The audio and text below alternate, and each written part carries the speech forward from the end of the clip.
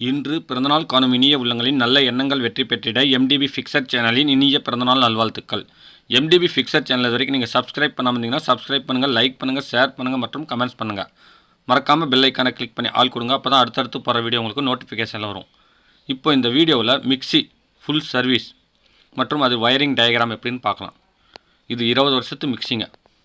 மேலே இருக்கிற கேப் வந்து இந்த மாதிரி திருப்பி வச்சு லைட்டாக நெம்புனிங்கன்னா வெளியே வந்துடுங்க. இப்போ பாடியை திருப்பி கீழே இருக்கிற ஒரு 6 ஸ்க்ரூ லூஸ் பண்ணுங்கள். லூஸ் பண்ணால் என்ன கண்டிஷன் இருக்குதுன்னு தெரியலாம். இது வந்து பார்த்திங்கன்னா எடைக்கு போடுறதுக்கு போனாங்க.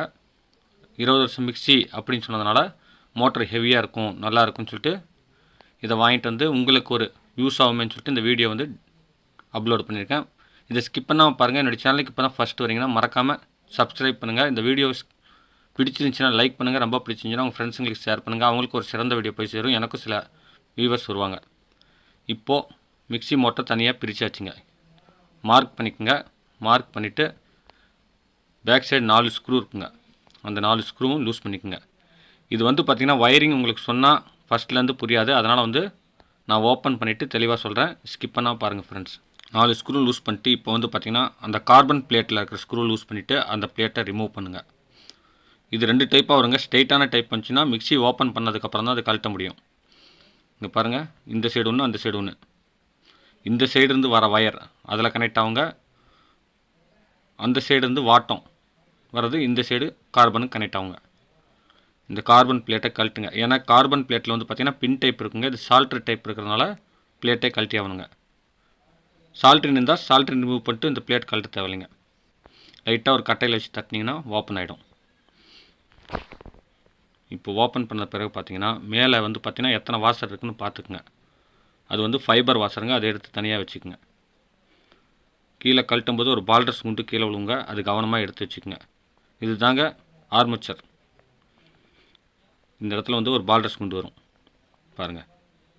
இந்த மாதிரி பால்டர்ஸ் குண்டு உட்காரும். அந்த பால்டர்ஸ் குண்டு எடுத்து தனியாக பத்திரப்படுத்தி வச்சுக்கோங்க. இப்போ வந்து பார்த்திங்கன்னா ஃபீல்டு காயில் அதையும் மார்க் பண்ணிவிட்டு லூஸ் பண்ணுங்கள்.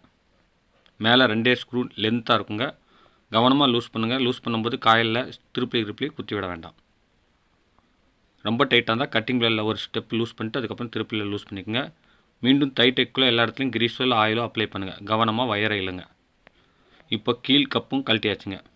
இதில் வந்து பார்த்திங்கன்னா புஷ் இருக்கும். மேல் கப்பில் ஒரு புஷ் இருக்கும். உட்கார வச்சு பாருங்கள் ஷேக் இருக்கான்னு.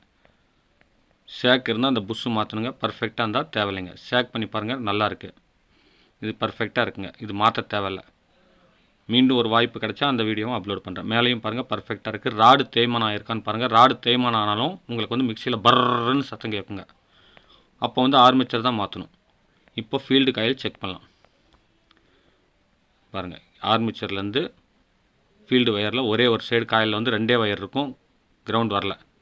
அந்த 2 வயர் வந்து பார்த்திங்கன்னா ஒரு சைடு காயில், அடுத்த சைடு காயில் 4 வயர் இருக்கும். அதுலேயும் வந்து பார்த்திங்கன்னா பாடி வருதான்னு பாருங்கள். பாடி எர்த் ஆகலை. இப்போ வந்து வயருக்கு வயர் கனெக்ட் பண்ணலாம். ஆர்மேச்சர் வயரில் இருந்து கனெக்ட் பண்ணோம்னா மற்ற 3 வயருக்குமே கண்டினியூட்டி வருதுங்க.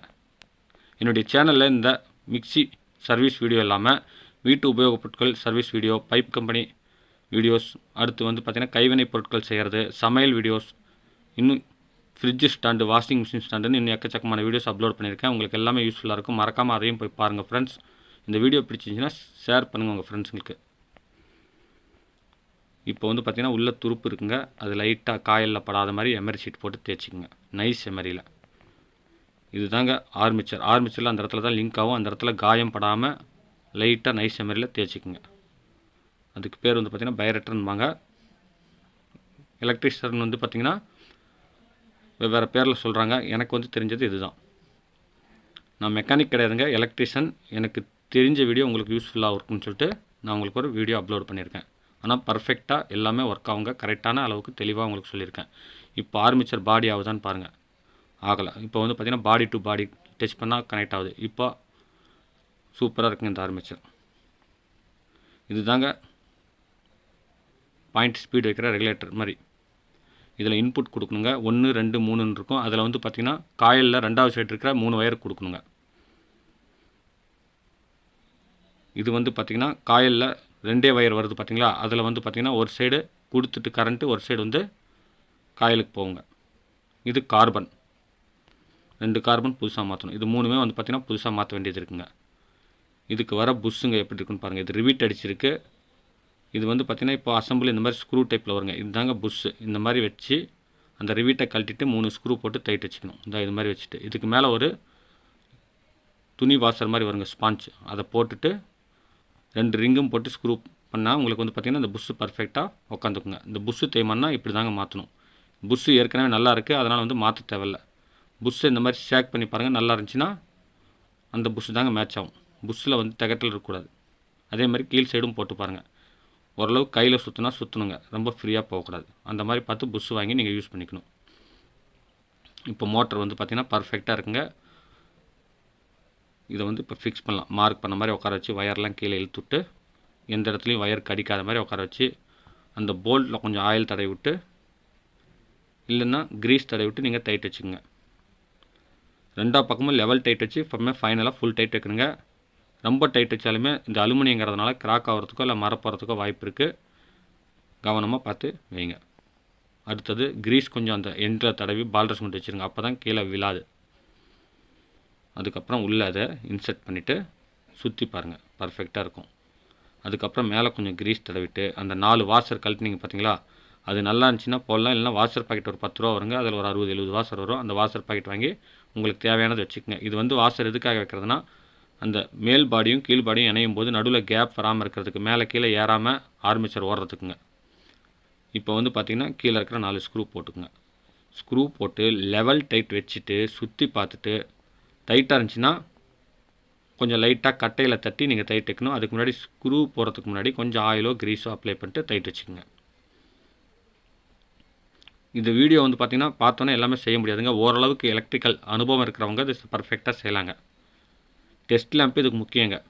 டெஸ்ட் லேம்ப் வந்து பார்த்திங்கன்னா உங்களுக்கு பர்ஃபெக்டாக டெஸ்ட் பண்ணணும்னா 200 வாட்ஸ் பல்ப் வேணுங்க. இப்போ வந்து பார்த்திங்கன்னா கார்பன் பிளேட் டைட் வச்சுக்கலாம். கார்பன் பிளேட் எப்படி வரும்னா அந்த ஒயர் வர வாட்டத்துலேயே வளைச்சி டைட் வைக்கணுங்க. இந்தாண்டு இருக்கிறது அந்த ஒயர் வாட்டம் வர வாட்டத்துலேயே அப்படியே வளைச்சி டைட் வைக்கணுங்க. இதில் வந்து 2 பின்னு மாதிரி இருக்கும். அதை பார்த்து கரெக்டாக இன்சர்ட் பண்ணுங்கள். இல்லைனா வந்து ஆடிக்கிட்டு இருக்கும், ஃபிட்டிங் ஆகாது. இதையும் வந்து நல்லா டைட் வச்சுக்கோங்க. இப்போ கார்பன் உள்ளே நுழைச்சி லாக் பாருங்கள், அப்படியே தள்ளி விட்டால் உக்காந்துக்கும்.